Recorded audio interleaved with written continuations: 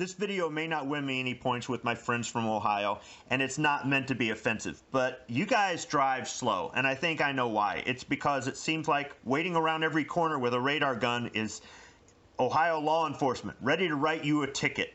When I go down there, because I do like to go to Ohio, there's a lot of good things in Ohio, I have to be very careful. I have to back it down. We really don't have that issue as much here in Michigan. So when people from Ohio come across the border, did they bring their driving habits with them? Well, see for yourself. Just because you have Ohio plates doesn't mean that you have to drive like you're in Ohio when you're in Michigan.